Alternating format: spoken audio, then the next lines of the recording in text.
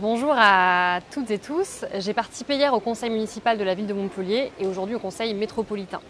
Il nous tient vraiment à cœur de décrypter avec vous ce qui se passe dans ces deux conseils, ces deux instances qui nous appartiennent. J'ai fait des demandes d'éclaircissement à la nouvelle majorité, j'ai proposé des amendements sur une vingtaine d'affaires et dénoncé les incohérences de certaines délibérations. Comme on pouvait le craindre, le nouveau maire PS Mickaël Delafosse s'inscrit sur la forme et sur le fond dans la continuité de l'ancien maire ex-socialiste Philippe Sorel. Alors concrètement, que peut-on tirer de ces deux conseils? Il y a bien quelques avancées. Côté cantine, la fin de la méga cuisine centrale, le passage du repas à 50 centimes pour les familles monoparentales au RSA, un repas végétarien une fois par semaine.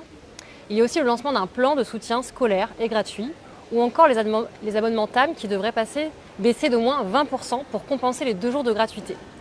Mais derrière ces rustines et mesurettes, rien de bien nouveau côté budget. Aucune mesure à la hauteur de l'urgence sociale, comme si la crise ne touchait pas de plein fouet notre territoire, nos commerçants et nos familles. Il y aurait moult exemples pour attester de ce manque d'ambition, notamment sur la faiblesse des aides pour nos entreprises. Mais je vais m'arrêter sur la promesse de campagne, la gratuité des transports. À première vue, c'est chouette. On se dit qu'il met en application son engagement en prévoyant une première tranche de gratuité. Mais quand on creuse un tout petit peu, on se rend compte qu'elle sera effective uniquement le week-end, sur présentation d'un titre de transport, nécessitant un justificatif de domicile sous peine d'amende. Ces barrières à l'entrée sont justifiées par le fait que cette mesure sera réservée aux habitants de la métropole. Nous sommes fondamentalement opposés à cet argument qui provoquera une inégalité de traitement des usagers. Lorsqu'un habitant de Moguio vient à Montpellier en voiture, c'est d'abord à lui que devrait s'adresser cette mesure. Ce que nous pensons, c'est que toutes ces complications ne sont là que pour limiter les demandes de gratuité et ne permettent pas de transformer cette mesure en une belle opération de communication. À Dunkerque, par exemple, souvent cité ce matin, la gratuité, c'est pour tout le monde. Quant à la forme des débats au sein de ces deux conseils, je ne m'attendais pas à de miracle quant à la capacité de la majorité socialiste à travailler avec l'opposition. Mais la gouvernance apaisée promue par Mickaël Delafosse a volé en éclats dès les premiers instants de sa mandature. En effet, avec Clotilde Ollier, nous avions demandé à constituer un groupe politique qui nous a été refusé d'office. D'autant plus surprenant que celui-ci était favorable à la constitution d'un groupe d'élus à deux lorsqu'il était dans l'opposition et que sa propre majorité est composée de 3 groupes.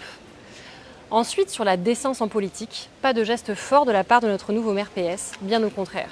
Nous avons pointé en conseil la rémunération de plus de 8 000 € que touchera Mickaël Delafosse en cumulant ses indemnités de maire et de président de la métropole. C'est tout simplement indécent et c'était une des raisons de notre attachement au non-cumul, notamment des indemnités. Ces gens sont totalement déconnectés des Montpelliérains et ne se rendent même plus compte.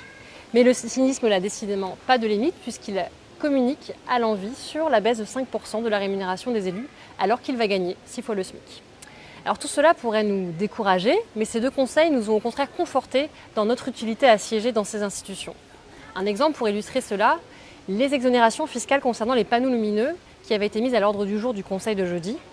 Nous avions communiqué en amont sur notre volonté de dénoncer cette fiscalité non éco-responsable et le jour même, une nouvelle délibération était sur la table. Ils avaient revu leur copie par peur des polémiques. Bref, on peut être utile dans l'institution, se faire le porte-voix de nos revendications et des vôtres. C'est pourquoi nous allons dans les semaines qui arrivent amplifier cette démarche de travail collectif et populaire sur les décisions qui sont prises et qui nous concernent toutes et tous. Donc si vous avez une question, une délibération qui vous semble problématique, contactez-nous. D'ici là, prenez soin de vous malgré les fortes chaleurs et le contexte sanitaire et à très vite.